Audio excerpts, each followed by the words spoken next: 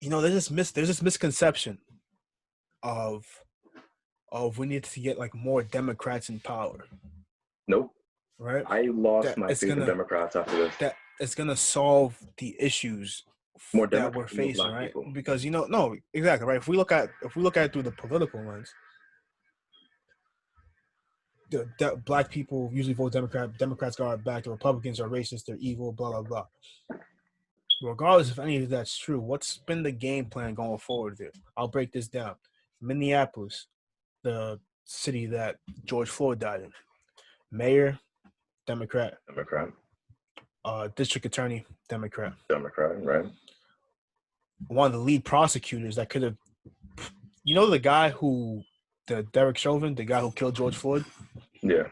He had 17 reports of police brutality against him. Oh yeah, I saw that. He was only reprimanded for one, and that one time he got a letter written to him. Yeah, and that was it.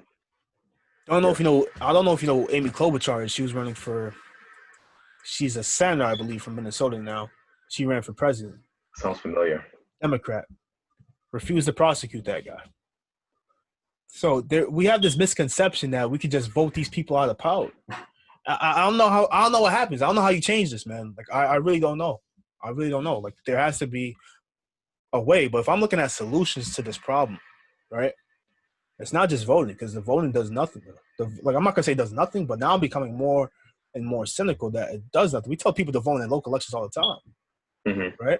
And it's this local people not doing shit right now. It's a systemic problem, and the D or the R doesn't mean anything to me now. It doesn't, because it really doesn't. We're facing the same problems, right? So we're talking about voting out of power. It's not working. Look at the city it happened in, liberal city, and all this type of stuff. What's the plan forward here? Like what is the solution to stopping this? We can't riot forever, honestly. Like I'm not gonna. We can't. But we definitely can't listen to people talking about stop rioting, because rioting isn't helping us. Maybe not rioting isn't going to help us. So what the fuck do we do? Excuse my language this episode. I'm trying to stay calm. I don't usually swear this much, and I'm sure you guys know that. Just excuse my language. I'm staying calm, man. I just want to know what is the game plan going forward. It ain't on us. It ain't on us. Anything that happens moving forward, it can't be on. We can't. I'm not saying we have to face the responsibilities of what happened. I'm saying like, where do we go for this change? Like I'm saying we have to get the people on the sideline to keep applying pressure to the people who are in power, because these people on the sideline are the ones that have the power. So if we don't get them to move, and I'm not getting them to move off a moral basis. I don't care about getting them to move. If they're not going to move off a moral basis, like, I completely agree with you. They're not going to move off like seeing one video and then be like, oh man, this time it's different.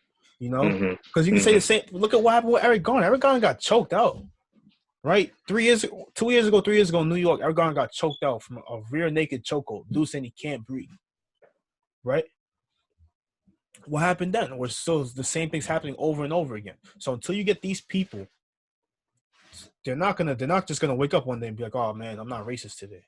Oh man, black people are cool today, you know, or so black people shouldn't die. Black people begrudgingly make change.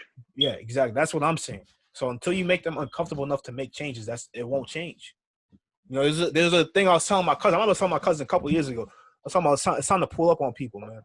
It's really time to start pulling up on people. Like people just feel too comfortable getting away with a lot of the bullshit they're getting away with. I'm not saying you shoot them, none of that stuff. But I'm saying you have to go. There comes a time where it needs to be some face-to-face confrontation. Getting away with silence is what you mean. Like people who just don't do nothing. Yeah, exactly. So until that face-to-face confrontation is constant, then these people are gonna keep chilling. What's the repercussion you face if black people are dying? What change does it make on your life? It's not gonna happen to you. So what change does it make on your life?